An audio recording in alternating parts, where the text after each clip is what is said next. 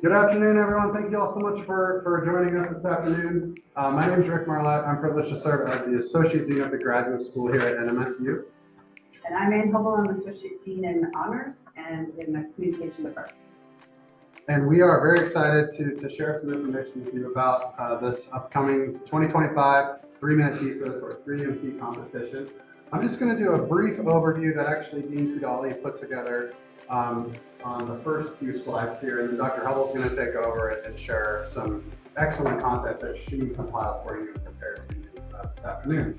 So the 3-minute thesis or the 3MT competition is a research communication competition developed by the University of Queensland. Students have 3 minutes to present a compelling oration on their thesis or dissertation, we'll get to that here in a moment, and its significance. 3MT challenges students to consolidate their ideas and research discoveries so they can be presented concisely, 3 minutes, remember, to a non-specialist audience. Developed in 2008, enthusiasm for 3MT concept and its adoption in numerous universities has led to the development of an international competition. So as part of your participation, you will be participating actually internationally. To be eligible to participate in the 3MT, participants must be in an active PhD or professional doctorate program, composed of at least 2/3 research and eligible for research training program. Candidates who have successfully passed their confirmation milestone, including candidates whose thesis is under submission by January 31, 2025. 4. Participants must be active master's degree thesis option candidates who will graduate from the program during the 2025 calendar year. Participants are limited to 3 minutes total. For PhD candidates, those 3 minutes must be comprised of you clearly presenting research background, design, findings, conclusion, outcomes, and impact in language appropriate for a non-specialist audience. So a general audience is going to need to very clearly and articulately understand exactly what you're conveying. For master's candidates, that indicates that you will clearly present the concept of your research body of work in language appropriate for a non-specialist.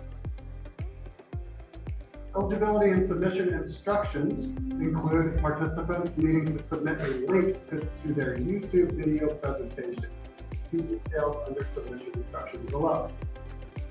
You will use the 3MT PowerPoint template found here, and it is linked, and obviously if you want, you'll be able to have this select these slides online, and I think they might actually, I don't know if they're posted yet, but they will be able to access that.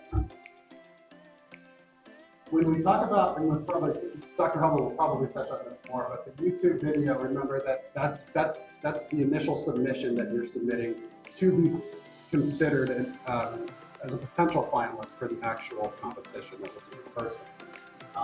It's very important to remember that you allow viewing privileges on that YouTube video, or else the judges are out. Finalists must be available to present in person on the date of the final competition, which is Friday, January 31, 2025. December 1, 2024 to January 15, 2025 is the submission window for those initial YouTube video files that you submit. Applicants will need to use the template and create a YouTube video and send only the link by email to GradInfo with the subject 3MT video link by the end of January 15th. Judges will review the video presentations and select the finalists. The finalists will then be notified by the end of the month, giving you time to prepare. Applicants will need to use the template and create a YouTube video, sending only the link by that deadline of January 15th. Remember that presentations are limited to 3 minutes. Any competitors exceeding that 3 minutes, they're going to be disqualified just because we need to hold to those criteria. Presentations are considered to have commenced when a presenter starts their presentation through speech. So you're not necessarily penalized if you sort of you're getting your thoughts organized before you actually start talking. That's when the clock actually starts. The timing does not include the title slide and commences from when you start speaking, not the start of the video. Videos must meet the following criteria: filmed on the horizontal, filmed on a plain background, filmed from a static position, not doing jumping jacks or whatever it is, filmed from one camera angle, so your cinematic skills are safe for another project. and you must contain the name and title in the 3MC Intimacy PowerPoint. So I have an example of a title and how your name, you may want to have it appear. Probably wouldn't, you may not put PhD, but if you're a master's going for a PhD, you want to put your master's your title. If you're a teaching assistant, you could put that on there if you like, and your department. And I believe NMSU will be on the slides already. So I don't think you need to put NMSU, but you can if you want. Okay, so I'm going to talk about preparing that 3-minute video and some of the things to think about. I've seen a lot of these. I've had students compete, and this one is unique in that now you get to be able to compete not internationally, not just with other NMSU students. So I'm going to focus on that, and then we'll have a little bit of time where you can ask Dean Marlatt or myself any questions that you have. Okay, so getting started. The most important thing, you are talking to an audience that is, like you were saying, what was the word?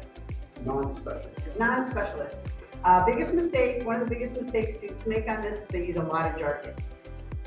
So if it's a term, and there's a couple ways to know if it's too much, and that's to talk to somebody in another discipline to see if they understand it, because you will have a lot of academics who may be judges or formal students or deans. So they will understand a lot of language, but if it's very specific, you may be thinking everyone knows it, but if someone in another completely different discipline doesn't know that word, don't use it. Or if you use it, define it very quickly. I'm going to get into the timing, and you have a worksheet that I'm going to suggest you use when you're preparing your presentation as well. And then another thing I actually have my grad students do is I actually have them, if they're TA, I sometimes ask them to have their students look at some of what they're writing, if they have time, or their parents, because a lot of times their parents have no idea what they do. So it kind of introduces them to what you're doing, and it teaches you to communicate in more basic language that everyone can understand. Explain concepts that a lay audience can understand. Again, think of it as somebody who is not in your discipline. The chances of someone being in your discipline are pretty good, but for the most part, because this is so interdisciplinary, and when I go and watch these, I want to learn from you. So you want to make sure that it's something that anyone can understand. Highlight, I'm going to get more into the third bullet in a minute, but this is how we're going to set it up. We're going to focus on what you did, your impact, and the important findings. The second biggest, or maybe this is the first biggest mistake students make on this, is they think they have to say everything they did and everything you found. And there's no way you can get through that in 2 minutes. I was talking just to Betty, just to put her on the spot for my department, presenting at a national conference next week, and they have about 8 minutes to present. And they will cut you off and stop you at these conferences. And I see too many students go on and on with their 3-minute thesis, and they don't get through the most important stuff because they keep going and they try to read everything. So focus on the highlights. And then another thing I've seen some get up there and they just read what they have, probably because they're nervous. I'm going to give you some ideas of how to overcome that nervousness a little bit and get away from the reading, but try to talk to your audience. When I teach people how to do public speaking, I tell them to at least pause, like look at someone, think one, I'm staring at you now, like 1, 2, 3. Are those what you're comfortable at? Look for the people who are looking back at you, like you're happy, I like you. So look for the people who will encourage you while you're speaking as well. But try to pause as you're looking at people, which we'll talk about if we have time a little bit. When you start, so you have your worksheet, and what I want you to think about is when you're done with this presentation, what is the one thing you want them to remember? And Colin would call this the thesis statement, but what is the one thing you want them to remember? So I challenge you to be thinking of that right now. I won't put you on the spot, but if we have time, we can share some of those. For me, in this presentation, the one thing I want you to remember is focus on the one thing you want them to remember. That's my thesis statement for you, because you're not going to get everything. The other thing I'd like for you to remember from this presentation is leave them wanting more. I'm going to recommend you put your contact information at the end of your presentation. a lot of times what happens in these is people will contact you afterward and want to know more. And that may open up conversations and opportunities you can't even imagine. So use this as the beginning of a conversation, not the end. So we've been wondering what more they could learn from you. Leave them knowing generally what you wanted them to know. And then I also said, like, parents, friends can type, have friends from other disciplines, have them listen to your presentation. I know that might feel awkward, but sometimes those are the best people because they'll tell you the truth if you're like, I have no idea what you just said. And so you go to people who are kind but honest, not the ones that are sarcastic like me, probably. Most important thing too is to tell a compelling story. But be careful of this one. Don't get too engaged in that story. When we get into the sections, like we'll talk about this a little bit more. This was actually Dean Kudali's slide. And at first I was like, wow, how are we going to tell a story? But he's totally right. When you're doing this, the things that attract us and help us remember are when we tell stories. So an example story might be in the beginning in your intro, very shortly. You could just say why you're interested in it. So I have students who maybe they're interested in cancer research because someone in their family had cancer and passed away. They don't have to get into the details of they were struggled for 6 years, but just saying something that's compelling brings your audience in. You all are doing research and you're getting these advanced degrees for a reason. There's something that is making you want to do this, and it's not an easy process. If it was easy, we'd walk out in front of Corbett and they would hand out the master's and PhD degrees. You have to be glutton for punishment to some extent to do this process and be willing to put off making great money for a little while as well and sacrificing. So there's a real reason why you were compelled to do this. Share a tiny bit of that and your compelling story. And that will link your audience more to you. Also, we're going to have a structured presentation, which is our next slide. So after this, I'm going to pause and ask you if you have questions, and we'll go into the rest. But first, the introduction. And right here, I also have how much time you should spend on each. And if you look at it, that's a little frightening, 10 seconds on an intro. But Dean Marlatt and I, very short and sweet. If you have an intro slide, remember that the YouTube video and your actual presentation don't start until you start speaking. So you have that slide up there with your name and where you're from. You can have the title. You should have the title of your presentation on there, maybe in some way that they can kind of understand. and then it's already done. And then you jump in and say, hey, I'm here because I really am passionate about cancer research because I had a family member who passed away. And that's where all this started. Now get into the introduction. Out of the introduction, into your summary more. See what I mean? 10 seconds, fast, short and sweet. Another big mistake students make is they spend way too much time in the intro. We all have a story to tell. Each of you has a reason you're here. And if we sat down and we were doing this more like a focus group, we could spend 15 minutes on each of them. So that's really important, and who you are really matters. But keep it short. Take something very brief you can share that is the reason why you're there and why this research. Next one, convey your findings. This is the one where people get caught a lot. So I'm going to show you some slides of what kind of happens when they get caught up in doing too much. You most likely, how many of you are doing PhDs? Okay, how many are masters? Okay, great. The difference between those is interesting because the dissertation is going to be a thesis probably times 2. And so there's probably about, depending on your discipline, it could be 100 pages. And 70 of those could be appendix. Same can happen with thesis, but they can be extremely long. And so a lot of times you want to talk about all your methods, all your findings, interesting things you learned. You've got to pick 1 or 2 things.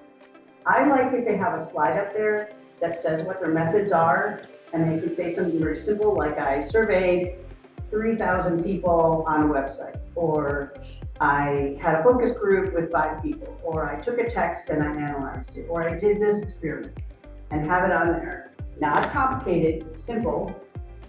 And then I like to have slides where there's more pictures than words, because a lot of times you don't need all those pictures, all those words, but Keep it simple, and then think about 1 to 2 things that were really important that you found, right? 1 to 2 things that were really important that you found, not everything. And that's gonna be your hardest part. If you're still working on your data and your analysis, don't stress if you don't have it all done. You can say what you're working on at that time. We've had many students who in January are still working on collecting their data, and that's totally cool as well. So you can say what you're doing to collect your data and what you expect to find. So don't worry if you're not completely done with it, because if you're graduating in the spring, you're probably working furiously on it now, and you might not finish until March or April, and that's okay. Next, second summary. This is the impact and importance of your work, and this is something that Marlatt was touching on too. When you present, just like now when I'm presenting, when I said the most important thing, you're going to be more interested in that than pretty much anything else I say, because I'm telling you what the most important thing is. When you're speaking in front of an academic group, the most important thing for them is, how does this matter? I call this the so what question. So what? So when my students are writing a thesis, or they do a project, or they're even writing a paper, I need to know the so what. Why do we care? What matters? What is the impact? What is going to happen next? Maybe where you're going to go next. Say you're collecting your data right now. This could be part of that too. This is what I think the impact of the study is. Because I'm researching cancer, I think that I'm going to help other cancer researchers come up with better treatment. Simple. Better treatment for a particular type of cancer, or better treatment in terms of drugs that they're going to use for a certain type of cancer. But how is this going to matter to anybody in the audience? Why does it matter? So it may be, a lot of times, especially in science, you're working on one specific piece of that big puzzle, right? Cancer is huge. You might be working on one tiny little thing. Maybe it's a genome, and you're working on that. That still connects to the bigger world. You're still a piece of that bigger puzzle. So just connect it to that bigger puzzle so your audience can see why that matters. This is really important in your 3-minute video. Even if you haven't finished all your data or analysis, it's really important for them to know why it matters. So that impact part is part of your story. And then the last part, thank them and give them, that's your last slide. Thank you very much. Here's my email. If you'd like to talk more, contact me. That was even less than 10 seconds, I hope. And it's okay, so it's 3 minutes, right? Well, this doesn't total 3 minutes. All you people in STEM who do math and stuff, I'm like, well, that doesn't total 3 minutes. Why do you think I have it 10, 1, 1, and 10? Why do you think it's not totaling 3? You're all master's PhD. What do you think? Should I pick on Betty? Betty might. You want me to tell you? Are you tired to figure this out right now? That's okay. I know it's that, fall semester is always harder than spring. So if you're a newer student, it'll be better in the spring. The reason why is because sometimes we get going and we lose track of time. Or we see someone in the audience that doesn't, maybe they seem a little confused and we think we need to elaborate more. You've got to give yourself a little bit of space. A little bit of space, not too much, but a little bit of space. If you're going to elaborate and add another 10 seconds somewhere, you want it to be in summary 1 or 2. You want it to be in one of those areas. So if you keep the intro short, which trust me is the hardest thing, people want long intros. Keep the intro short, the conclusion short, then you can end up having a little bit of leeway with summary 1 and 2. But I see the 3-minute thesis, when they get up there, they spend too much time in the intro and they never get to the conclusion. People love the story to end. We want a happy ending to that story. Even if it's, I'm still collecting data, I'm super excited about it, and contact me for more questions, or contact me in a month and I can send you a copy of the finished product. So they love the end of the story. They want that last slide that says, thank you. I like to say thank you at the end, because if people are taking their time like you are today, taking their time to listen or think about what you're saying, they appreciate that little way of saying, thank you for your time, contact me if you have questions. Okay, so I want to pause here and see what questions you have, because you shared a lot, and we want to save some time at the end for questions too, but are there any burning questions, thoughts? Yes? So, what is the goal of this 30 minutes if we are presenting to people who are not more into the field in which one is?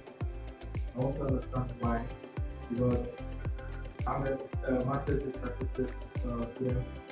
So, for example, if I'm presenting, I'm showing my graphs, my analysis, and everything. And I know people within who are not in my department don't understand it that much. So, in that sense, what can I do, or what is the main goal? Are you asking why do this for somebody outside statistics? Is that what Yes. you're asking? Do Yes. you want to answer that or do you want me to answer that? Well, I mean, maybe we can. Okay, yeah, go. Good question. So I mean, why, in general, I think 3 and just in general, I mean, as researchers, we want the impact of our work to be developed and be applicable as applicable across the spectrum as possible. And the more that you can clearly articulate to someone in your department and in your field, that's great. But you really extend the impact of your work if you're able to articulate its impact to someone who maybe isn't, Hubbell used the term jargon. So in our discipline, we all use, discipline-specific jargon. If you're able to transcend that a little bit and maybe sell your story, was saying, sell your story and sell the impact of your work in a way that's translatable to like a wider audience, that's the why as researchers. But in 3 the why is presumably you want to do well, score well with the judges. Not all the judges are going to be statistics people, unfortunately, probably, but they might be. What do you think? Social science, I think a lot of them will probably end up being, there'll probably be a lot of STEM. And in the past, when I've seen, a lot of them are like biology, those types. So they'll understand some of it, but they won't understand all of it. I do think, and then engineering, you're gonna get some engineering in there. They might like the stats. Maybe Humanities, and they won't understand any of that. They'll be like, ugh, ah. I'm a social science and I still do that sometimes. I also think that's a great answer, the translatable, because really the research that I do is communication, right? But I want people to use it. And so the more I can get it in journals that aren't just communication, the better. I try to get some of my research in professional journals so that doctors might see it or nurses might see it, and help students with people with mental illness better because I've helped them in some way through my research. But also in terms of getting a job. If you're not going to stay in academia, the people who will hire you are not the people who understand your discipline. Even in academia, when you interview in academia, you meet deans and all these other people that have know nothing of what you do. If you know how to give, we call them elevator speeches, but it's like this. You could do an elevator speech in 1 to 2 minutes, where we do that as another one. 1 to 2 minutes that tells them what you do and they can understand it, then you have a better chance of getting that job. When you talk at a level where they don't understand you, they don't want to feel stupid. They want to feel like they get you and they can think about who they can connect you to when you come here. And so it's really, like I was meeting with somebody from computer science and she brilliantly could explain what she does without any technical terms. And I was like, I got to connect you to this other person. And so right then she had a research colleague. So otherwise I would have been like, oh, I don't know what you're doing. I don't understand it. Great question. Other questions? Yeah. So the judges will be like faculty members or? Most of them will be faculty members, yeah. And what they do, I don't know how the Thesis one is set up usually, but usually they try to have a representative population of people who are applying and or who they anticipate to apply.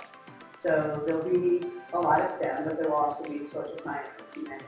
And I don't know so much about art. I don't think we have experience in that. I mean, we could, because they don't do traditional research as much, but it doesn't mean they don't do thesis. It wouldn't necessarily be like professors in our department and we see every day they would be judging our thing. Well, there's probably no one. They could. It could be. Because what they do is they invite people to be the judges. So they do that. Usually it's going to be people. Can I ask, so what is the nature of the video and the in-person piece? Is the video so the judges can have already made the decision No. beforehand? So the video is to decide who's going to compete in the final. So if you make it past, so you turn in the video, then the judges will evaluate it, and it'll be, I believe it's peer reviewed, blind peer reviewed, so they, other than showing your name, you won't know that. So they will review your videos and decide who's moving on, based on their scores, who's going to move on to the final round. And that's the one that's January 30. Okay. Yeah, so that's the final round, and that's when you come in person to compete. Does that help? So I know one criteria we all use to select the winners will be the time limit. What other evaluations do they use to select those who participate? That is a great question, and that's what he's going to get to in a little bit. But yes, the time limit is a big one. They will shut you down. One of my students who I adore, she stood up there and I told her, don't read and don't tell them everything. And she brought her thesis and she started reading from her thesis. And God bless her, love her dearly, but they stopped her. She never got past the introduction. And she was still reading from her thesis. And so they shut you down. You go past it because they got to get to the next people. I mean, they have a lot of people who are going to go. And I don't know how many finalists they're going to pick. I don't know. I think it's going to be based on number of submissions. Okay. So a percentage of the submissions. Good question. Any others? Yeah. Yeah. So is it okay to include 1% or 2 sentences of the major or objective? Because that will call the intro and the summary. I didn't hear the first part, sorry. I'm hearing you here. So include major and your objective in that 3-minute blocks? Yeah, what I would do is, like, talk about your objectives and your theory and all of that, and where does that go? You could put that in a slide. I'm going to show you some slides in a minute. But I would, if you did, I would keep it really short. And one thing I see that people do is they put too much on each slide and they start reading them, and it gets really confusing. I would use the slides to your benefit. So you could put the theory up there, and you could put your major objective in layman's terms, and then you don't have to go over all that, right? It's on the slide. Just remember, because it's on the slide doesn't mean you have to say it. So you can use the slide as another tool that's got more elaboration on some things that you don't have to go into so many details. Keep it short and sweet. But yeah, I would put that as part of summary 1. You know, like what were you trying to do? Very quickly. And what was a major finding? And the major findings can roll into the summary 2 as well. You know, because it can roll into it and that's how it's impactful. I want you to use the sheet. If you notice on this sheet, look at how small those little areas are on each. They're small, aren't they? Isn't that painful? I thought about having to send it to you as an email, and then we probably will have it available online maybe for people watching the video. But I want to compel you to use that sheet to start planning it. So it makes you shorten what you're going to say. But did that answer your questions? It was a good question. Any others? I'm warning you. Some of you look a little worried. Remember, you can't lose. The best thing you can do is put your video in. And the cool thing about doing a video is you're already preparing for 3 minutes. Now, between the time you do your video and the time you might deliver the final presentation, there may be a couple changes you made, things you want to add or change or take out, and that's okay too. Okay, some suggestions. Less is more. Like I said, use the small areas. What I see when I hand out worksheets like this to students is they start writing really small. I'm trying to see some of you, not too bad. And then they like have arrows going to the next page where they have a paragraph, right? Okay, well, let yourself do that. And then go back and start cutting some of that. What can I put on a slide in words, sort of like this, and not have to say it? What can I do there? So less is more. Too much text and complicated graphics, which I'm going to show you examples of this, make it hard for people to understand and see. One of my favorite people on the planet, and I won't say his name because it's a criticism, he gave a presentation in ADAC, which we're members of, about a year ago. And it was a really great presentation, but even on Zoom, we couldn't understand their slides. And because it was a lot of information, very small text, It was very complicated and none of us could really understand it. And I felt kind of bad because I'd actually been in meetings and I knew what we were presenting, what he was presenting, so I didn't have any questions, I knew. But when at the end, the other academic deans had all these questions because they didn't understand those slides. It's good to have questions, but you don't want them to have questions on it. What was this? What is that number? Keep it less is more, even on the slides. And then you want it to be short, sweet, and compelling. And thinking about what you want them to get from it. Again, a personal touches allow them to understand the impacts. The student who read her thesis was brilliant. It was so amazing. What she did was she went on and looked at the dark web and the racism there and misogynism there and the things that were said about people. Really incredibly awful stuff.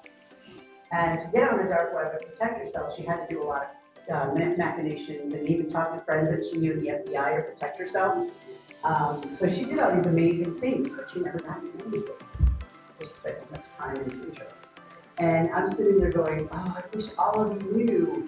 I wish all of you knew how amazing what she did was. And we found some really great things. She actually showed people pictures of memes from the dark web and really horrible things. And I really thought human subjects would tell us we couldn't do it, but they did let us do it.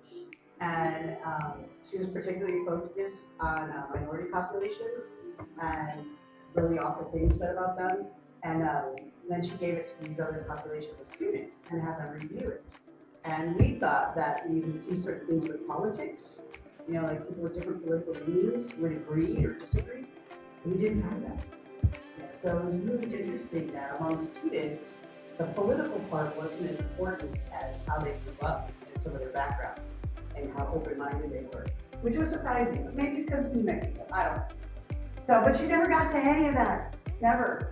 So be clear, be short. Think about my student who had this brilliant work that is really the kind of stuff that I really wish she would consider publishing it, because it could change the way we think about just because you have a political leaning doesn't necessarily mean you're a racist. Doesn't necessarily mean you're anything. You can't make those assumptions based on what she's finding among young people, particularly. That people are more open-minded than we think. Okay, so here's a bad example.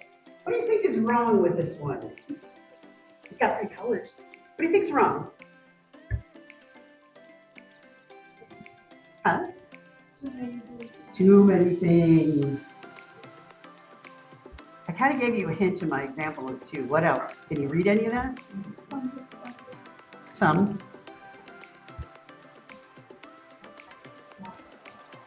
Huh? Small content. The context, everything is too small. It's brilliant. And it's impressive, right? So I saw this in a 3-minute piece of it. Wow, that's impressive. They did a lot of work. I wouldn't have any idea what they did. I'd be like, okay, I can see a U-shaped curve. I can see a pie chart. I can see a Venn diagram. Y'all love Venn diagrams. I had a department head who every meeting we did a Venn diagram on something. It was very odd, but it was, we all knew what it was. All right, this one's better, much better. What do you see about this one and what would you still improve on? What do you see about this one that you like and what would you improve on?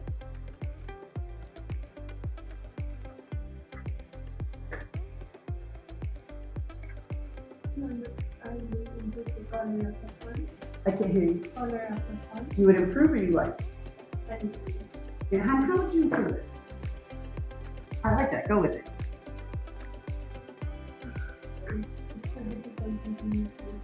I can't hear, I'm sorry. It's a little hard to read, yeah. Maybe the background color could be a little different. Maybe the font could be a little bigger. And then also could be a little bit less green. I don't know. The colors people will pay the most attention to are on a background like this, it would be white. But in other backgrounds, it would be red. Yellow would also be a standout color in a background like this, white or yellow. So there are some of those, but the green kind of blends in, right? What do you like about it? Can you understand what they're saying?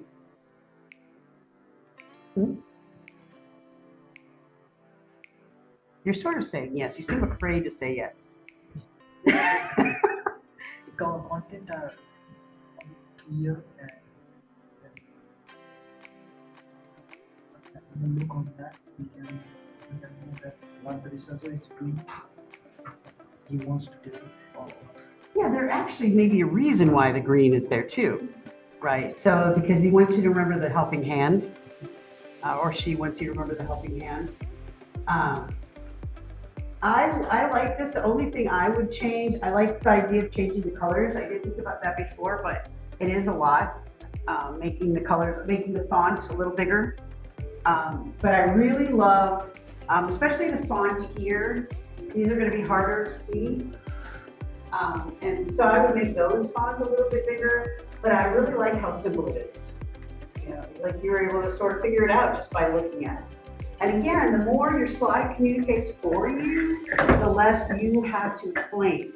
And a 3-minute presentation, simple, let the slide speak some for you. It will do some of the work for you. Keep it simple and short. I like that.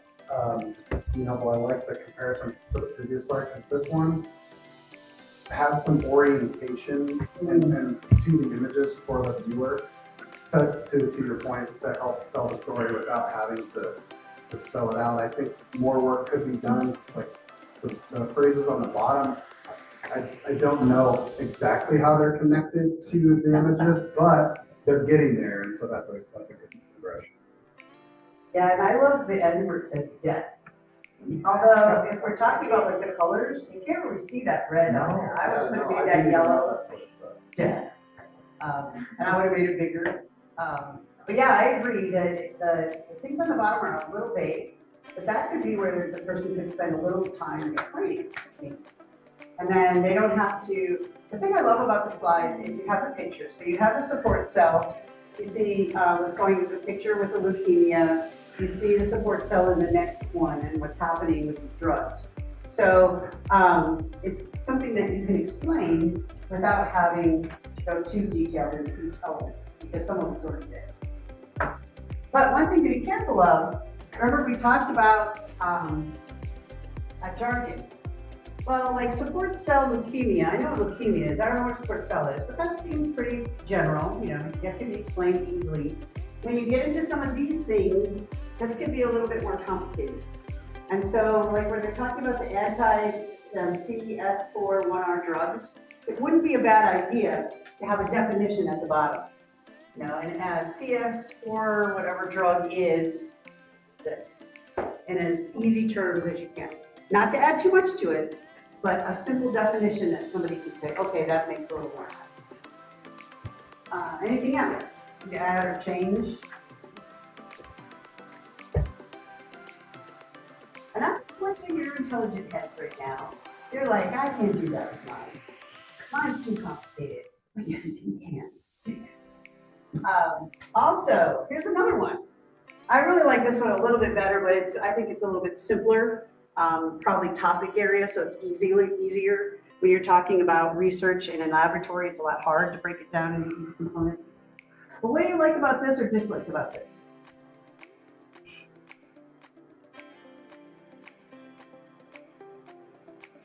I can't hear you. Talk about because I'm hearing you here. That's why I'm not. It's not too body, and Person, I'm so lucky. Yes, it's not so wordy and in these pictures. Okay, let's all face it. In our hearts, we're 5-year-olds. We're 5-year-olds. We love pictures. We love schematics. That's why I added pictures to some of my slides. We love to see things that we can connect to, that we can resonate with. So adding pictures, keeping things clean, keeping the words short. Again, the words are a little small. So if we had this back room filled up, they would not be able to read that, right? So thinking about making that a little bigger would be good. What about the colors now? You brought up the colors. You guys like these better? Yes, no, maybe, no. Yeah? Why? Background, I can't hear you. background is good. The background is white, it's Yeah, clean. yeah, I actually have a preference for a white background myself, so I'm glad that you said that, and I'm glad you said that too. I have a preference for it because it's cleaner. yeah, we all do have like some lighting, so either yellow or white. Since it produces a bit of contrast. You get more contrast, exactly right. You should also be an art major. But you're right, we have more contrast, so things will stand out more. The pictures stand out more, the space-time programming models in the middle stand out more, and also the words all stand out more. You don't have to worry so much about, like, if it's a black background or gray, you really need to use yellow or white, or these really light things. Here, you can play around with different colors more than they could. Yeah. Is the idea to maybe have one slide for each of the 4 sections, maybe around 4 slides total? If I could get you to do 4 slides for the 3-minute, yes, that would be perfect. One with who you are and where you're from and what the title is. Second would be something like this that you're going to explain. A third would be your impacts, and then maybe bringing this into the third slide. And the fourth would be, again, reminding them who you are and your content. Rick has hands, and then we'll come back. I'm just going to say, I really like the color of the font. Those choices are just a little bit softer than the previous slides. That were just kind of louder, I guess. But again, it goes back to that white background. To me, is much cleaner and easier. I agree. I like the tagline at the bottom. It's almost like a marketing. Maybe this is a marketing thing. I don't know. Yeah, the cleaner. The blues are nice, peaceful. There's lots of research on colors and the way the colors make you feel. When they want you to buy something, they're going to use yellow, red, or orange because they want your attention. If it's something like a softener, you'll notice they use the blues because those go with softness, but still clean. So they use these colors to manipulate the way you feel. Yeah.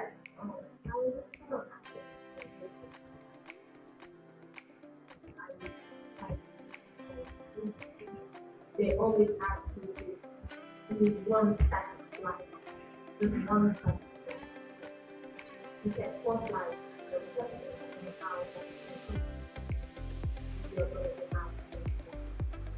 I would call this your one static slide, but I think it's simple. And I know that's the biggest challenge all of you will have.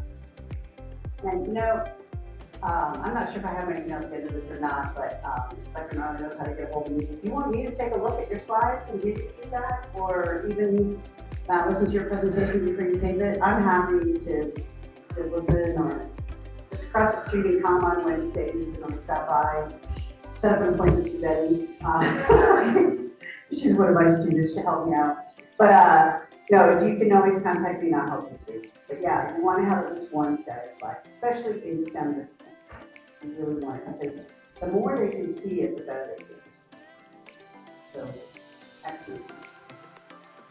You could have 2. You could have one that's what you did and how it ended, or it's going to end. And then you could have the last one be static, and then where you have the impact in the third section. How does this impact the world? Well, if I'm curing leukemia, this is how many people I think can impact this long-term. Something like that too. When you say static there, are you talking about not having something moving like animation? Is that what you're? I would not say animation. Were you talking about animation? I think that also was also like just like what you are. Yeah, I was thinking not moving. I was thinking not moving, but with the illusion of movement. So like you have arrows, how things move to the system. So I think that's what you were referring to. Yeah, where it's not actually, I love animation, but it's distracting. I used to do that in my slides when I was a teacher. And we have like this one where the person was going like this, and I thought that was brilliant. And then students are all like, could you please take that out? It's driving us nuts, and we don't know what you're talking about because we can't stop watching the kid. But if you were doing digital animation, then you would want to have something static that you could click on. And there are ways to embed videos too. If you don't know how to do those, I can help you with that if there's a video you need. But you have to be careful that it won't take too much time. Sometimes it takes time to load too. So I think this makes sense if we were to be doing it in person. I'm picturing what the video would look like. So we need a blank background, as the criteria said, and then what we're trying to get our slides to be in the corner. I don't know so much about that. I would stand in front of it. So what I would do is, we have lots of rooms that you can use on campus. In fact, we even have rooms in the town building. You may have them in the conference rooms in your home departments. I would use one of those rooms. And I would have the screen behind you and a friend or a colleague doing the videotaping. So that you're standing to the side, and ideally, if it was a conference room, this would be lower and it would be more behind you. The whole frame. Yeah, so you want the whole frame to have you and the slide behind you, because what they want to see is what would you be presenting in the finals? What would you be doing? And that's why, like, I'm moving around a lot, right? But in the 3-minute video you're going to send in on YouTube, you really don't want to. You want, like we said in the earlier slide, you want to stay and talk about the slide and talk to the person doing the video, but you don't want to move around a lot. Did that answer your question? Very good, logistic. Rick, is there anything you'd add to that, Wes? Because you're more in charge of that part. No, I don't think so. And one of the final slides talk about the Queen's One rubric that the judges will actually be using. You can access that beforehand too. So knowing exactly what the judges was. Yeah, and he's going to do that too. Let's go to the next one then. All right, so I think this is close to my last one. When I talked about nervousness earlier, when we teach the COM 1115G, or when I taught the honors version of that, 2175G, we talk a lot about nervousness in giving presentations. And there's different ways that people overcome it. I'll tell you the number one don't do is picture people in their underwear, because that's just creepy, first of all. And second of all, it would make you uncomfortable thinking about it. But the thing to do, the most important one, is practice. And people will find different ways that help them practice better than others. I would not give this presentation the first time to your advisor, unless your advisor is like truly chill or whatever, but because they might want you to add 17 things to it, right? So it's good to kind of talk to people who maybe aren't in the discipline. If you get one of those conference rooms where you can practice where you're presenting, ask another kids to me. Ask another student from your program to come in and listen, give you some feedback. Practice with people who are, that you won't feel uncomfortable or nervous with, that you have to impress. Just people who are just gonna help you, give you feedback. Also, I like to practice in front of the mirror. I got that from when I was an undergrad TA for the class about 30 or 40 years ago, probably like 40 years ago. And that's what our professor made us do. And the good thing about that is you start to notice some of the things that you may do. Like I notice I blink a lot. Well, I'm not going to change that, but I have dry eyes. But you may notice something else you can do. Also, when you're practicing, if you say something like or like, and you have a couple, we call those verbal disfluencies, and I even disfluency the disfluency. And if you have verbal or vocal disfluencies, if you do those, that's okay. Stop focusing on the negative and focus on just getting your content down. Those will reduce the more you practice, but you still may do them when you're giving your presentation. If you're doing your 3-minute presentation and you say once, you don't have to do it over again, because other humans are going to be doing it, and some of them may say a lot.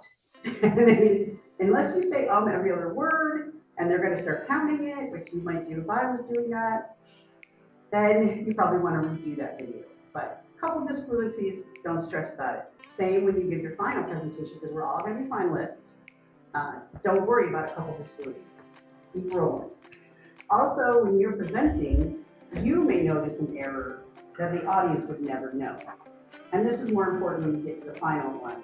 If you mispronounce something or something didn't come out right, don't stress about it. Keep moving, because they may not even know. They're just going to be thinking about, what's your impact? What does this matter? That's all they're really going to think about. Use variety in your voice, and that comes from not reading, primarily, and thinking about your audience.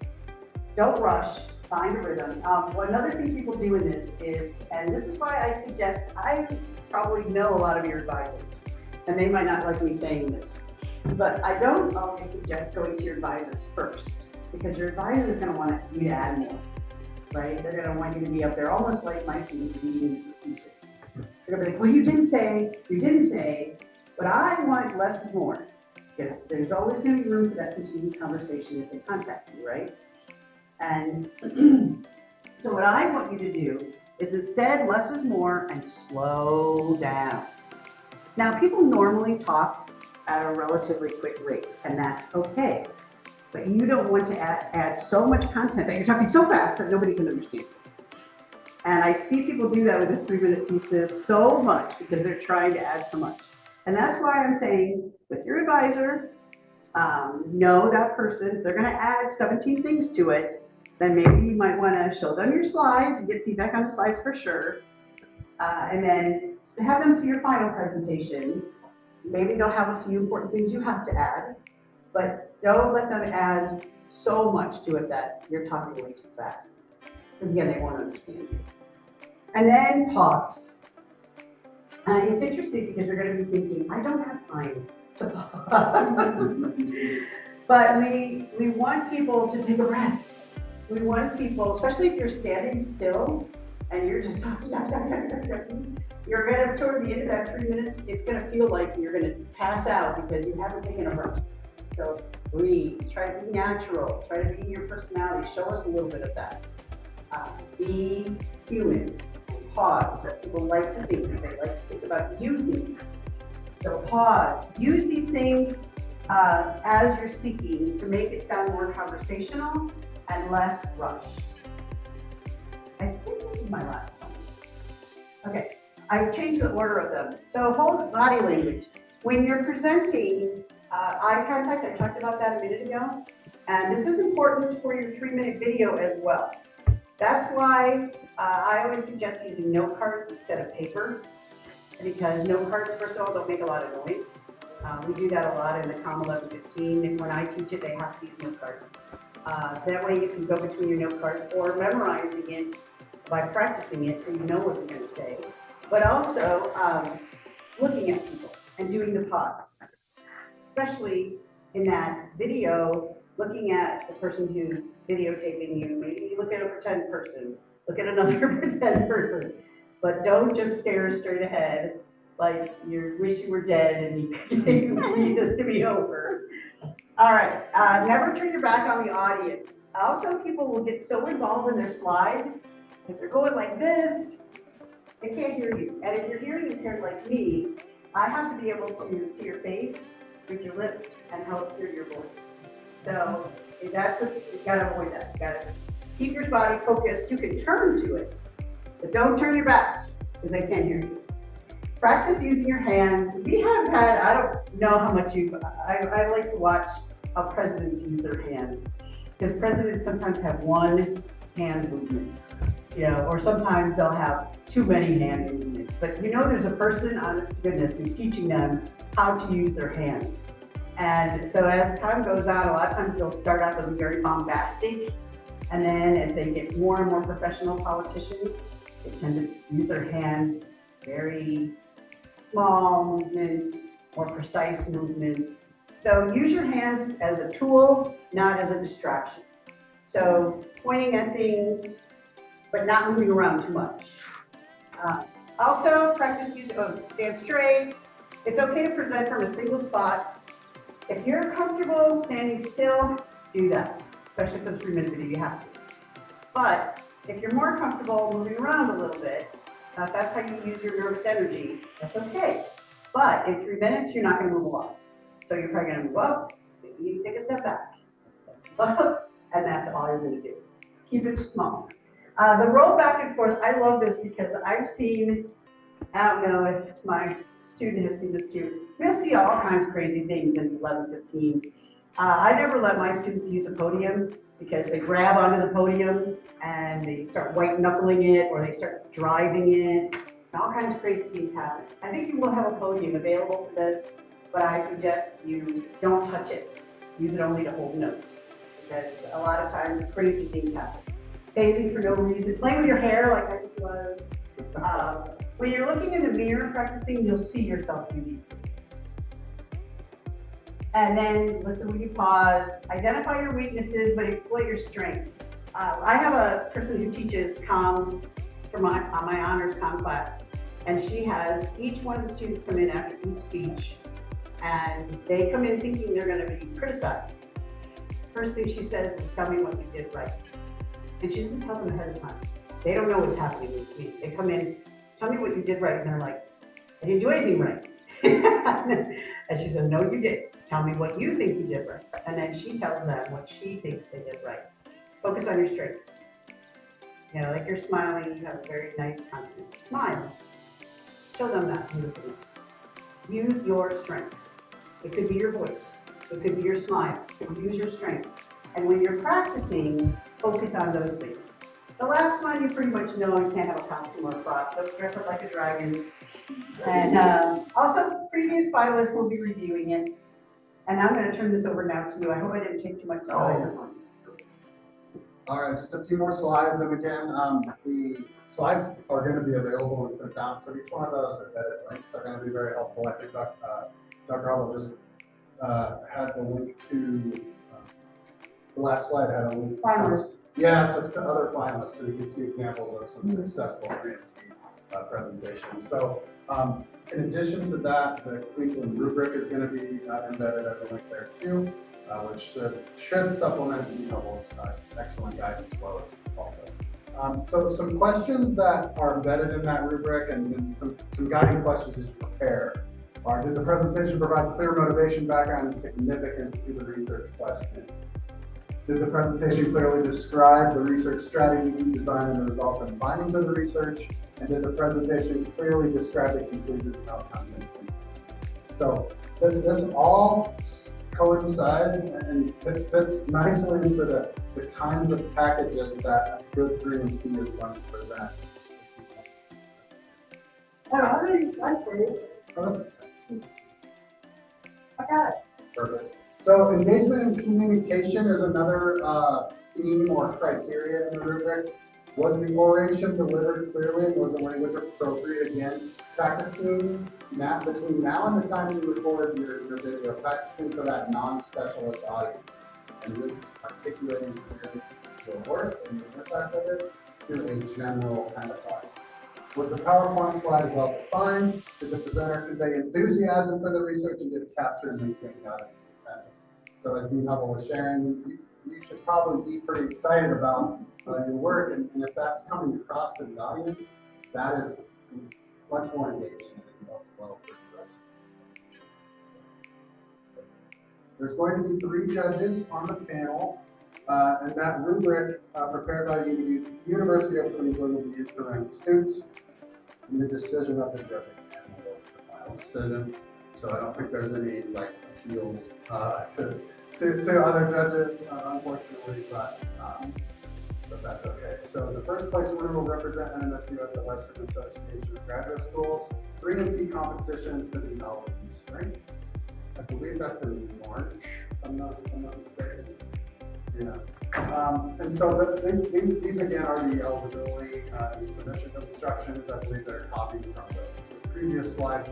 But there you can see a bunch of links down there that will be very helpful. These are all also on MSU's 3MT page, some graduate school website. Well, questions? Yeah, so we put that one back up. Sure, yeah, that'd be great. We'll take final questions, but please give Dean Hubbell a hand for we'll answer any questions that you have remaining. Thank you all so much. I think that's Hubbell said, even if your thesis is not complete, you can still submit. But in your previous slide, it says the grade reading criteria is that your findings section is included. So is it going to be people who have completed like upper hand paper? Incomplete? I don't think so, because Dean Hubbell shared like in a conference setting, many times when we're presenting our research, as many of you know, I've had that opportunity, you're not finished. In fact, you might be in an early data analysis or even still in the web. Are kind of perspective still. So you can still Or preliminary data. Exactly. You can have preliminary findings you can share. You can talk thoughtfully and articulately about what you expect or what think you might be seeing based on some preliminary findings. So I don't think that you're sort of like already behind the 8 ball compared to someone whose study is completely finished. In fact, it might even be more engaging to hear from a researcher who is still in the thick of it rather than someone who's finished. Yeah, I Great agree. question. It's a good question. Any other questions? Was last year, was there a small, like, monetary prize for the top 20? Well, we did it differently last year. I don't believe we did the 3MT. We did our own NMSU one. And I think there was a small prize for it last year. I don't know if this has any monetary prize though. We do get to go to the conference, and I believe that we pay for them to go to the conference. So that's pretty cool. And you get to meet other people and in your discipline outside. But I don't think they get any money from this I don't believe scholarship. so. Check on the website. Yeah. What's up, that Steve Goodall here? There you go. Yeah, I'm sure. Yeah, you bet. Yeah, ask him. Maybe we can get him to give you some. The problem with giving grad students any scholarships is that we don't have layering here at NMSU. So a lot of times you might get extra money, but it just goes into paying toward your tuition that they already paid for. They don't get it anymore. So we're hoping that in the future negotiations with the grad school that some of that changes, but not the grad school, I'm sorry, with the grad school, the grad student union and the university. That's between them. We don't have anything to do with that. But we have hopes that some of that moves forward in a more, so we can give you money that actually means something. Well, I think if it could just write a check. Oh, yeah, sure. Then that works. That would be nice. I have a question. Is the 3MT reverse from the 3-minute lightning talk? I don't know. Is it similar to the 3-minute lightning talk? So lightning talk, are you talking about like a research lightning talk? Yes. Yeah, it's very similar. Oh, okay. Very similar, but 3MT is an official competition that's been adopted. Because recently the brass also organized 3-minute lightning talk. That's why. Oh, that's cool. Yeah, they're similar. That's So great. if you prepared one of those, you Yeah. could really use that kind of as a. Yes, as yeah. Perfect, yeah, you're already at. I haven't heard that phrase before, but I like it. I really do. Other questions? For this, for next year's Thesis, it's not gonna be very about the statistics. You mean, where's the final presentation going to be? Well, a lot of times we've had it over to Minchi, but we don't know where it's going to be yet. And I don't think they've The said that. location is TBD still. But we've done several of them at Dominici. Yeah. That's where I remember most of them. I don't know where last year's was. Where was that? Yeah, and that's just because it's a really nice facility. But, so I don't know, it might be there. It depends on how many finalists we have and probably how many people they want to bring. So is it gonna be after you saw the video, that you're gonna ask people to come for the final? That was gonna be. Usually, so if I have a student presenting from my department, we let people know in the department, and then other students usually come to see them, as well as faculty. And so, because we want to support them, but it doesn't always happen. It depends on the timing. Some years I've been able to be there. So when it's on a Saturday, I'm more able to be there than some of the years when we had it like on a Friday. I had meetings all day. So it really just depends on everyone's availability. But you can invite your family. You can invite. Usually they don't put a limit on how many, because they're going to ask you, who do you think might want to attend if you're a finalist, and then they'll base everything around that.